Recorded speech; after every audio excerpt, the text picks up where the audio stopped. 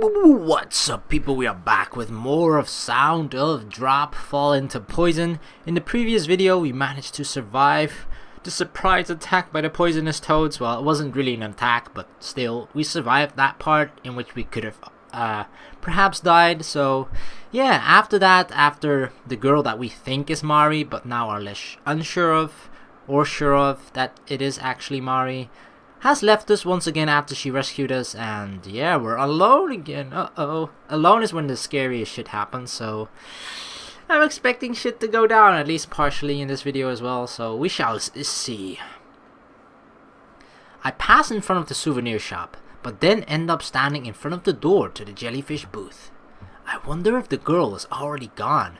If she ended up in a safe place, she's probably already passed through it. If nothing happens, it takes less than a minute to pass through the Jellyfish booth. If by any chance she is still there, we'll surely just meet in passing. The girl is determined to take a different path than I. I wonder, what will happen to me? I may return to a point before the tank glass ruptured, or I may end up in the Jellyfish booth sometime after the tank glass ruptured. I'll never know if I don't try going in. I become cautious. Slowly, I open the door. Dun dun dun. Oh, the creaking noises. Those are so horrible.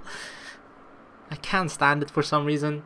I don't know if I'm the only one with that, but it's something about it is freakish. It's such a slow noise as well. Like, it takes forever to be over. It's not like a loud boom and it's just like it's half a second and it's over. No, it's like 3 seconds. Huh? At that moment, the air becomes shaky. What? They're all red. What is this? It's different. The field of view before me becomes red, and the air becomes so cold it could freeze.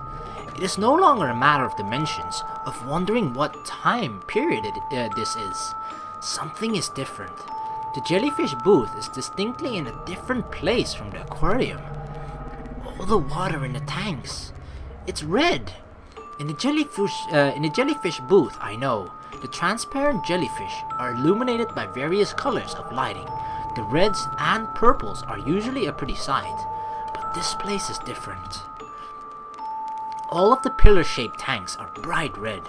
It's a repulsive sight, as if all of the water has been replaced with blood. Ugh, I have to go. A bit confused, I take a step forward. Despite the fact that the floor at my feet should be solid, I stagger. My sense of equilibrium is off. I proceed 1, then 2 steps. At that point, I start to feel like I might fall. Even so, I head further inside. If I can pass through another door, I should be able to escape this bizarre phenomena. No matter what, I have to hurry. Run, girl! Suddenly I stumble and place my hand on the pillar tank. The temperature of the tank is slightly warmer than that of the cold air. Oh, we're gonna see something inside of it. I can tell already. God dang it. Huh? Just as I'm about to move forward using the tank to support myself, I peer into the red water. Where there should be jellyfish floating about, there is something completely different. Uh-oh. Oh god! What the fuck? Oh my god. No! I'm unable to... Oh my god, I'm so freaked. I'm unable to stop the scream that bursts from my mouth. An unbelievable sight stops me in my tracks. A face! A face! Gah! Human faces float about. Whatever is below the neck appears as if it's been assimilated into the blood, blending in with the contents of the tank. It isn't just one of them. Just as with the previous jellyfish booth, there are more and more and more. I'm reading so fast just to get this freaking face out of my face. I wobble and break away from the tank, landing on my backside. I don't know whose face it is. It's not as if if it would be someone I know. But no matter which face it is, they all seem to be staring at me. Here, in the heart of the jellyfish booth. Taking a step back, I see that all of the tanks have human faces floating inside them. They have some differences, such as some of the faces being blank, some of them have their eyes bulging out open, and some have bloodshot eyes, but they're all looking at me. What is this? That face over there's nose is twitching. The face's lips are trembling, and way over there, that one has a crease in its brow. Does it mean it's actually moving? But my heart is beating faster. Ba-dum, ba-dum, ba-dum. In rhythm with my heartbeat, I experience a hallucination that the faces in the tanks are drawing closer. No, this is... What? Oh god. Oh god, there's another face behind it.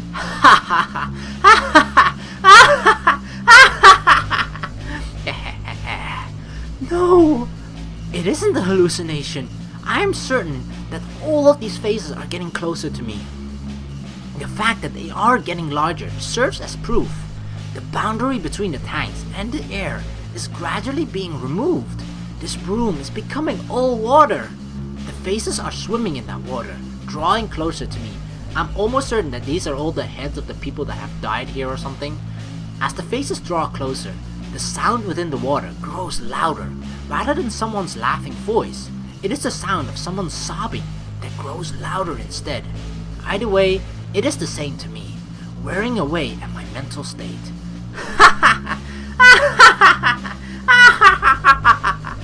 Witch's cackle is back. Stop it!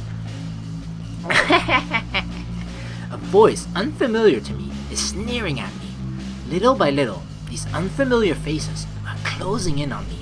Before I realize it, my feet can no longer confirm whether the floor is there or not. Holy freaking crap. I have to go! I put all of my strength into my knees. Knees weak. Arms are heavy. I've already learned that this time is of the essence. Or that time is of the essence. I have to take some sort of action. Should I use force? Should I steady myself to move easier? If distance is the issue, then the way I came is just a bit closer. Move on, go back. I mean, if you think of it logically, right, we're trying to both sort of follow the girl that we think is Mari and, you know, uncover the mysteries further. So I don't think going back is gonna give us a very good option in that regard. So I think moving on is the way to go. My resolution can no longer be shaken. Even if I go back, I don't know if it will be safe. In that case, I'll have to choose the way with even a small chance. Unable to tell whether I am floating or standing, I frantically move my arms and legs. The faces are closing in. I gotta tell you, yeah, if this winds up being a bad end, this is gonna be probably one of the most horrifying and terrifying bad endings that there is in the game, I have a feeling, just because of the floating dead heads and whatnot. The faces are closing in, but even as I look up, I'm not afraid. I'm not afraid, not yet a woman. I don't know. That's a song, right? Persuading myself, I move forward a bit. Even if there's no feeling left in my legs, I get the feeling that I actually am drawing closer to the door. Just a little more. Oh god. Oh god, they're breaking free! Suddenly a loud sound interrupts my movements. That sound is familiar to me. It's a sound I've heard in this jellyfish booth before. Uh-oh, they're cracking. The sound of the glass breaking resonates from behind me. Still, I won't give up. I refuse to turn around. Come on! If I were to see something bad right now, this time my heart may really break. In that case, it may be better for me not to know.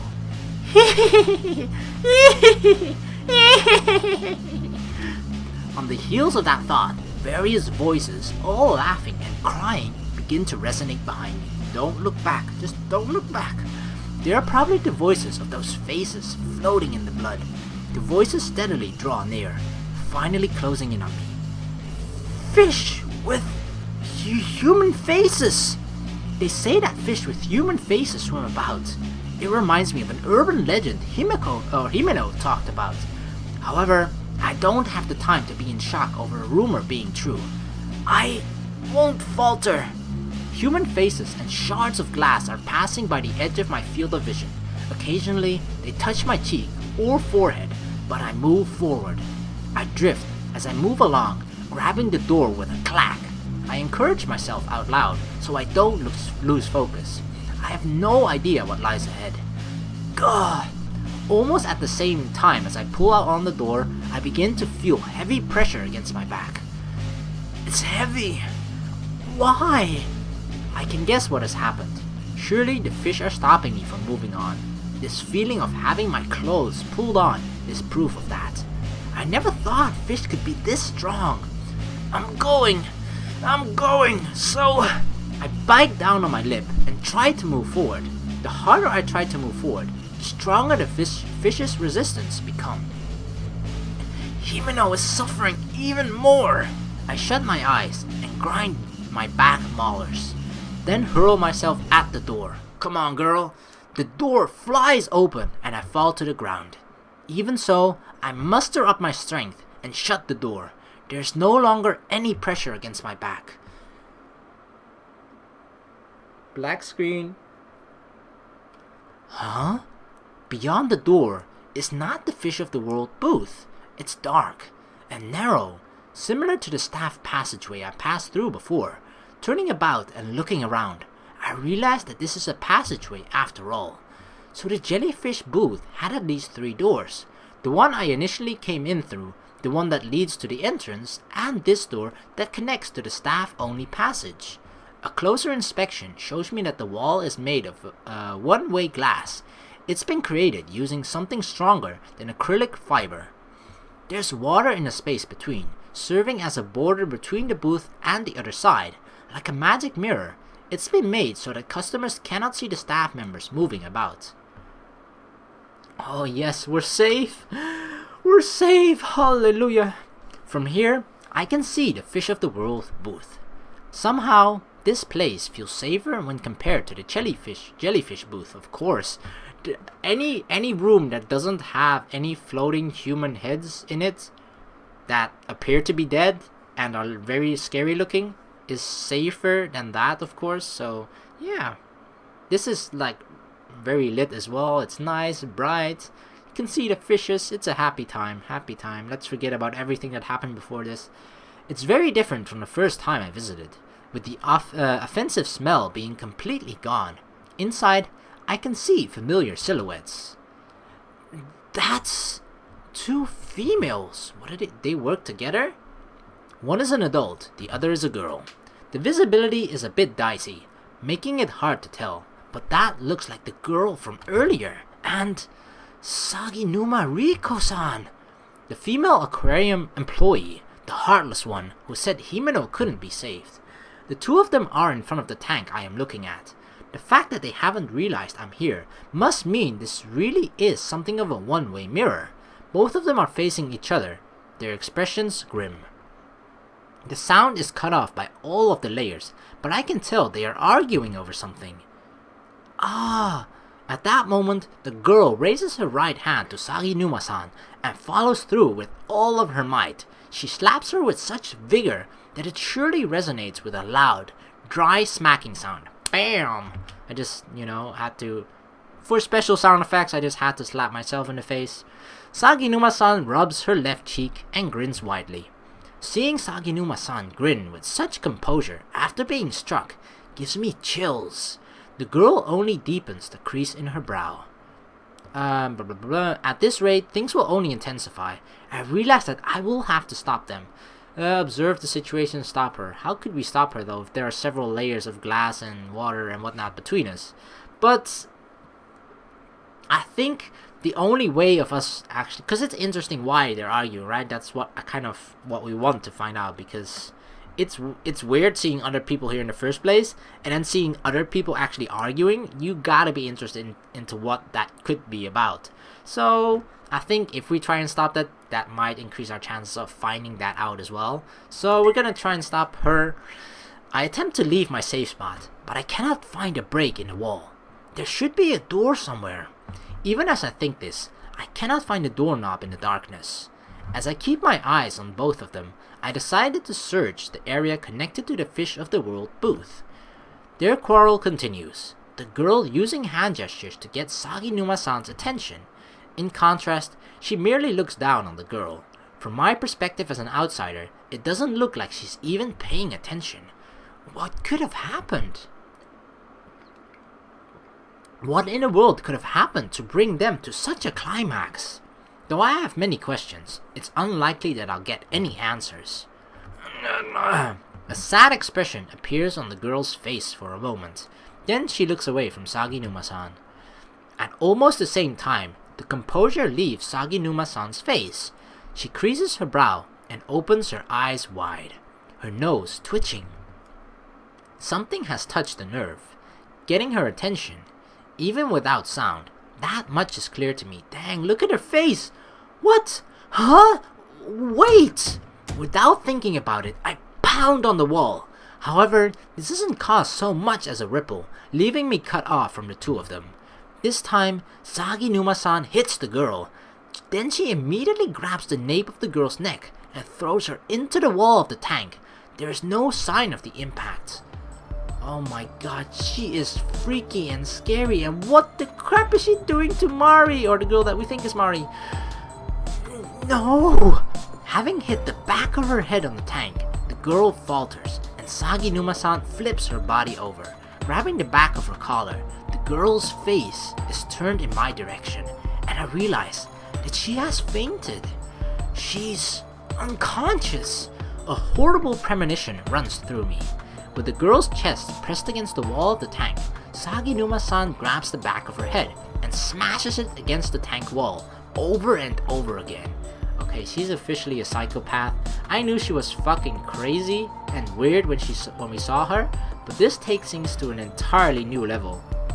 I can see Saginuma's face, as it is bathed in light from behind and has become a silhouette.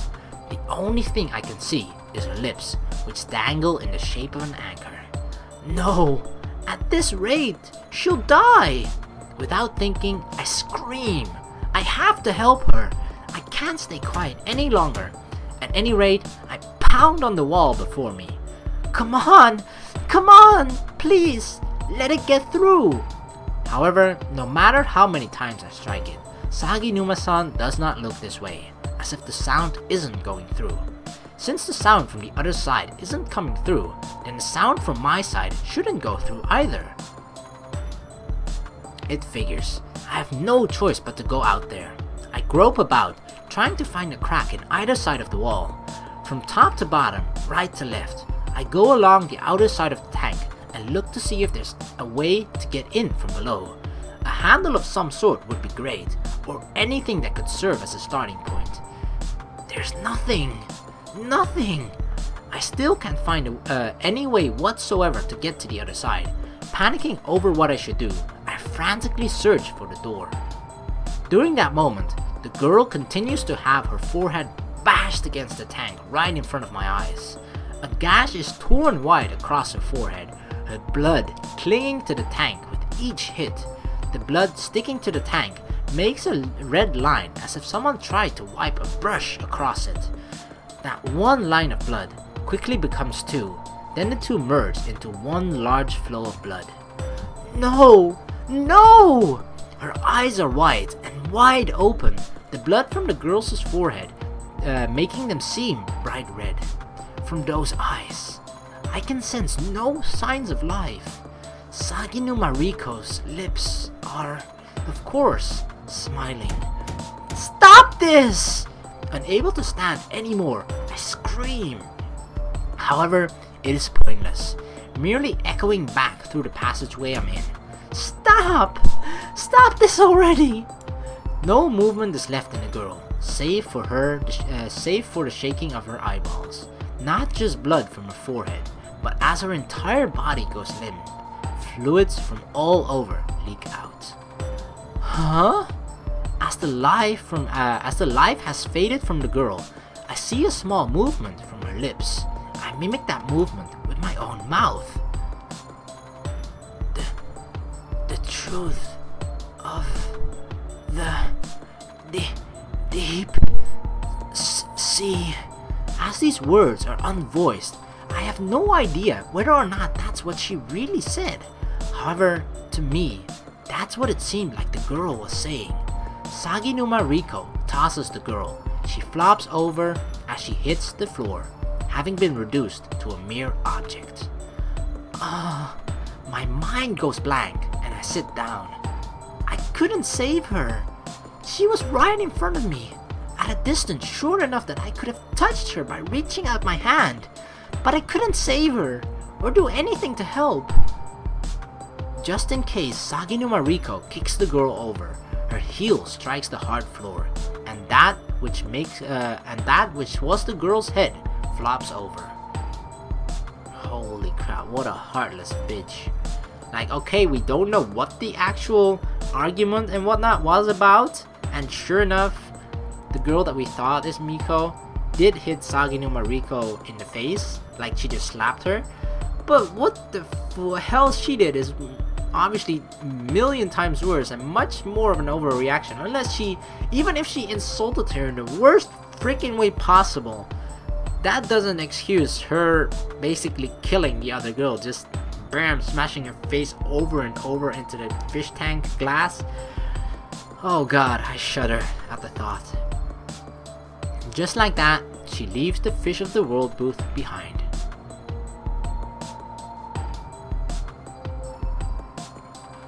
At that moment, I see bright red. Without a moment's pause, the girl's corpse loses all traces of life. It decomposes and goes beyond that to completely dried out. Some new phenomenon is starting, but I can't stand up as I am right now. I'm powerless. I can't do anything. Something hot wells up behind my eyes. No, I don't want to do this. I don't want Himeno to die like this. But the image of that girl's expression as she was on the verge of death is scorched into my mind. So hollow, yet so desperate. Her face burning up with rage. That face keeps appearing within my bright red vision. The deep sea. The truth. Just before the flame of life was extinguished, I think those were the words the girl left me. Then, what? I don't want to just sit here brooding like this. Big sister. Huh? That voice just now. Even though it feels easier just to break down and cry, hearing the voice of my little sister from somewhere brings me back. That was Mari's voice. Big sister, come this way. Mari, where are you? This way. Over here. Where? Where? I said this way. Over here. It is Mari. Mari's voice. It really is. But from where? Before I realized it, I'm on my feet. Mari's voice echoes about the room like an announcement from a loudspeaker, but I can't find the source. I don't want to lose sight of this one strand of hope that has filled the hole left by my feelings of anxiety. Let's go! I can't forget that girl's death. Stricken with grief and near the breaking point, I hold myself together. Thanks to Mari.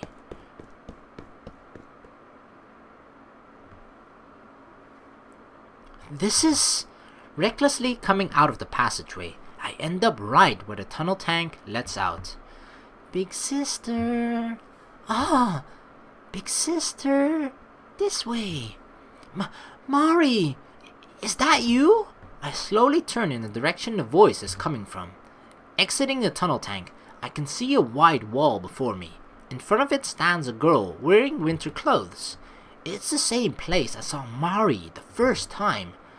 Aw, look at her. If she doesn't look like the other girl, then I don't know what the hell. I swear she does. Jeez, big sister. Did you get lost? Mari! I'm glad. Mari, are you really here? Really here? I'm right here. The same color hair as mine. The same color eyes. We were often mistaken for twins. With the silhouette of a doll, she is wearing that warm-looking overcoat. Mari is right here, looking just as she did that day. Mari, why are you here? Did you forget? Jeez, you meanie. We came together to the aquarium. There's no way I could forget. None at all. It's just, why? Why did you disappear? You're the one who got lost. I'm here. I've been here all along. Mari. Without hesitation, I embrace Mari. She must have caught a chill, as her body is cold to the touch. She did. Big sister, what's wrong? This is embarrassing. It's fine, Mari. We're finally together again. Jeez, big sister, you're such a crybaby. That's right, I'm crying. After Mari points it out, I realize my cheeks are covered with tears. Just as I'm about to stop, I cry again. Okay, let's go, big sister. Mari says this in a cheerful voice as she pats my head. It's a strange feeling, having my little sister rub my head, but not a bad one. I feel my head being enveloped in a soft feeling, as if I am floating. Go? Where? We'll go somewhere higher up, together, you and I. Somewhere higher up? Higher, softer. That place is eternity. Eternity? Grinning ear to ear, Mari points her right index finger towards the ceiling. The feeling that I've begun floating upwards grows even stronger. Yes, there's nothing, yet everything there. It's really fun, very soft, and a place we can always be. A world of happiness. Heaven? Happiness? I don't really understand what Mari's trying to say, but if it's happiness, that might be okay. The fact that I'm able to reunite with Mari like this makes me extremely happy. My thoughts melt together in happiness at being with Mari. I smell something sweet, with a hint of lemon. If that's what the world will be like, we'll surely be happy. Let's go together, big sister. Mari, don't get lost anymore. Okay. Mari reaches her hand out for me. I sit upright and reach for Mari's outstretched hand. I hear the sound of something falling down with a clatter. Uh-oh. Take Mari's hand or wait. Oh god, what shall we do? Like, this could all just be an hallucination, like the dimension or something trying to lure us in with the image of our younger sister, and then when we take its hand, it's gonna suck us in and kill us. But it is Mari, you know? I actually think that the best option in this is to just wait, just because of both the very loud sound, and not sure why. Cause the strange thing here is, yeah, if we are at the exact, let's say that we've been transported into a different time once again, back to the very same day as to where Mari got lost. So Mari at that point hasn't aged at all, but that means we have, right? So something maybe we haven't changed at all in the 5 years. We can't tell because we don't know what we looked like 5 years ago, but still, you have to imagine that a person changes quite a bit in 5 years. So Mari acted as if nothing had changed at all. Like, sure, for her it doesn't feel that way, because for her timeline just continued from the point, oh, I'm lost, and then suddenly my big sister is here, and then you're like, but I still think you would say something like, hey, you look different, hey, you look older, hey, something is wrong, or whatever. Yeah, but I don't know. Anyway, I sort of feel like this is a trap, so the best thing is probably do is to wait, but I'm kind of tempted to take Mari's hand as well, just to see what would happen. Like, she's talking about this world of happiness, and after this whole marathon of me watching Bob Ross on Twitch, I'm all about the happiness. So, you know what? Let's go to the land of happiness. This is bad though. I squeeze Mari's hand tight. For a moment, my vision becomes ultramarine. Yeah, this is a dead end. I already know. We have seen this picture before. Huh? Without knowing why, I can no longer breathe. Like the ones I've experienced numerous times. It's one of the phenomena that happens at this aquarium. This isn't a situation that I can analyze calmly. Somehow, I have to get out of here. As I think this, I flail my arms and legs about. My body is no longer standing on the floor of the aquarium. I'm in the ocean, or a lake, some kind of body of water. Mari! Where is Mari? Turning around and around, I search for her. Ow! I soon find Mari. Her eyes are wide open, and she floats about lifelessly. Huh? In the depths of my heart, I feel as I'm falling into despair. Just like the girl who was murdered, Mari is dead. She's dead! Oh god, and we're dead too. We're next. No! When I scream, I spew out the last of my oxygen, causing it to bubble in the water. Ugh. At the base of Mari's throat, there are red scars. Mari didn't just drown to death. Mari was... Even as I realize this, I'm losing consciousness. Well, I kind of predicted this would happen. Right? Or is this not a dead... This has to be a dead end. Bright red. This place is a world of bright red. Within this bright red world, I wait for someone to come visit me. You've come. Yes, that's right. Someone has gotten lost. If the person is still living, we have to retrieve their soul. In that way, we maintain this deep red world.